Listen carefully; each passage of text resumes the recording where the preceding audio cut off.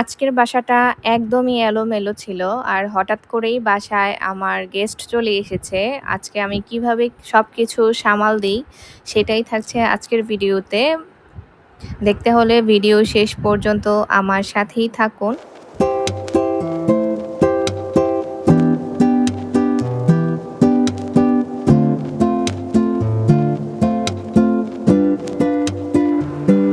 আসসালামু আলাইকুম এভরিওয়ান। আশা করছি সবাই অনেক বেশি ভালো আছেন। সবাইকে আরও একটি নিউ ডেইলি ব্লগে ওয়েলকাম করছি। আজকে ভিডিওর শুরুতেই আপনাদের কাছে আমি লাইক চেয়ে নিব। যারা ভিডিওটি দেখা শুরু করেছেন অলরেডি তারা আমার ভিডিওতে লাইক দিতে ভুলবেন না। আর ভিডিওর কোনো অংশ যদি আপনাদের কাছে ভালো লেগে থাকে তাহলে অবশ্যই আমাকে কমেন্ট করে জানাতে পারেন। আমার বাসায় হঠাৎ করেই শ্বশুর-শাশুড়ি চলে আসে। যেদিন চলে আসে ওনারা, দেখা যায় সেদিন আসলে সবকিছু একটু এলোমেলোই লাগছিল। কারণ যেহেতু সারাদিন বাসায় আমি আমার ছেলেকে নিয়েই থাকি একা, একা। দেখা যায় রান্নার একটা ঝামেলা থাকে না। কিন্তু উনারা যেই টাইমটাতে এসেছে মানে দুপুর টাইম, তখন তো একদম ঝামেলায় পড়ে গিয়েছিলাম। তখন একদম তাড়াহুড়া করে সবকিছু করা লাগছিল। তো যাই হোক, সেদিনটি আসলে আলহামদুলিল্লাহ ভালোভাবেই সবকিছু করতে পেরেছিলাম। এটা হচ্ছে এর পরের দিন সকালবেলার ভিডিও। আমি ঘুম থেকে উঠে হচ্ছে রুটি বানিয়ে নিয়েছি, সাথে আলু ভাজি করেছি। আমার শ্বশুরের আলু ভাজি খুবই পছন্দ। আর এত পরিমাণে বেশি গরম পড়েছে কি বলবো, রান্নাঘরে তো থাকাই যায় না। এজন্য আমি সেই ছোট ফ্যানটা নিয়ে সবসময় কাজ করি।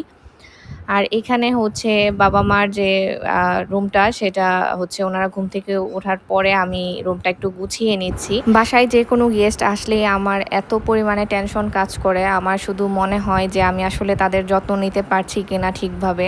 শুধু মনের মধ্যে এইটাই ঘুরে। সকালবেলা উঠেই বাবা সবসময় হচ্ছে দেখা যায় ডিম সিদ্ধ, তারপর হচ্ছে খেজুর এগুলো খায় ওনারা নামাজ পড়তে উঠলে। তারপর দেখা যায় হচ্ছে বিস্কিট, চানাচুর, মুড়ি এগুলো অলওয়েজ খায়। তবে আমি মাকে সবসময় বলে রাখি যে মা আপনি হাত দিয়ে এগুলো বাবাকে দিয়েন। কিন্তু মা না কেন যেন আসলে উঠে করতে চায় না, আমারই উঠে এগুলো সব কিছু গুছিয়ে দিতে হয়। তো যাই হোক, আলহামদুলিল্লাহ সব কিছু যেন সুন্দরভাবে ম্যানেজ করতে পারি। ওনারা যে কয়দিন আছে আমার কাছে, আমি যেন সব কিছু ভালোভাবে করতে পারি, সেটাই আসলে চাওয়া আল্লাহর কাছে। তো যাই হোক, এখন আমি সুন্দরভাবে সব কিছু ক্লিন করে নিচ্ছি। আজকে হচ্ছে পুরো বাসাটাই হচ্ছে মোটামুটি আমি ক্লিন করে নিব। কারণ এত পরিমাণে বাতাস আসে, আসলে বাসা উপরতলায় হলে কি হবে, অনেক ধুলা আসে। আমার বাসার যে হেল্পিং হ্যান্ড আপা আসে, উনি এসে যখন ঘর ঝাড়ু দেয় উনি বলে, দেখলে মনে হবে তোমার বাসায় মনে হয় অনেক মানুষ থাকে, মানে এত পরিমাণে ময়লা হয়।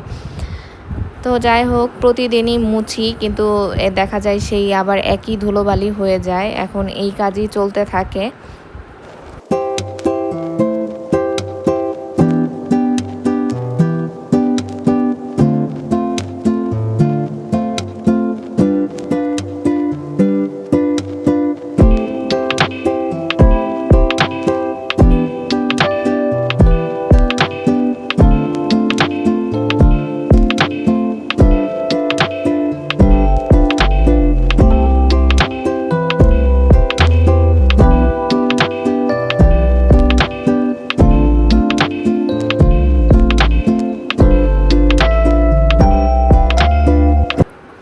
এখন তো এমনিতেই যেহেতু বেশি পরিমাণে গরম পড়েছে, আমি গাছের পাতাগুলোতে অলওয়েজ পানি স্প্রে করার চেষ্টা করি।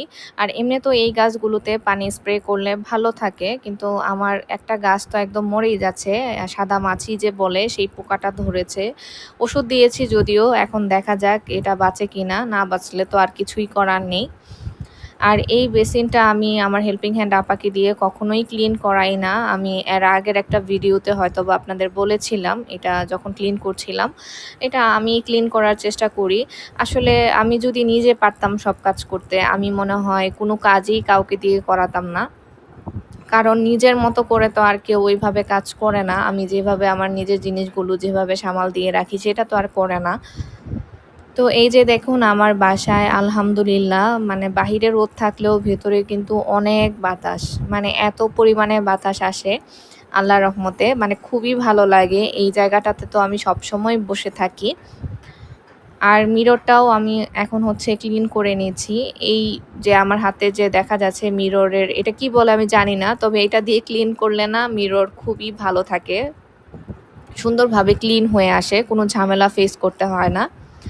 এই তো সুন্দর করে আমি হচ্ছে ক্লিন করে নিয়েছি। আমার এই বেসিন এরিয়াটা ছোট হলেও আমার এটা কিন্তু খুবই পছন্দের একটা জায়গা।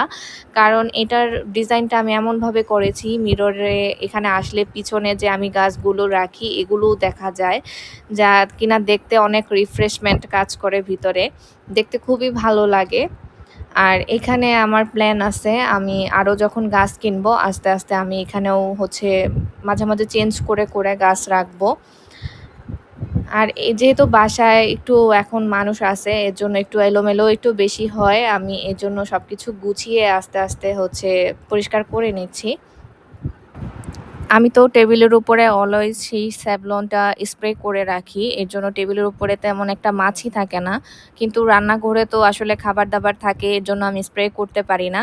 রান্নাঘরে কিন্তু অনেক মাছি। এর আসলে আমি কিভাবে কি করতে পারি? আপনারা যদি মাছি দূর করার কোনো উপায় জেনে থাকেন আমাকে কমেন্ট করে জানাতে পারেন। আমি এর কারণে খুবই বিরক্ত। আমার একদমই ভালো লাগে না আসলে। তো যাই হোক এখন আমি সবকিছু মুছে নিয়েছি। ফ্রিজ যে সামনের ভিতরে আসলে ক্লিন করিনি। উপরে যা ধুলা পড়েছিল সেগুলোও মুছে নিয়েছি। ওয়াশিং মেশিনেও ধুলো পড়েছিল দেখলাম সেগুলোও মুছে নিলাম। এখন কিছু কাপড় জমেছে। আমার হাসব্যান্ডের কাপড়গুলো আসলে আমি সবসময় অন্যভাবে ওয়াশ করে থাকি। আর আমার যে রেগুলার ওয়্যার কাপড়-চোপড় সেগুলো আমি হচ্ছে কুইক ওয়াশ করি রেগুলার।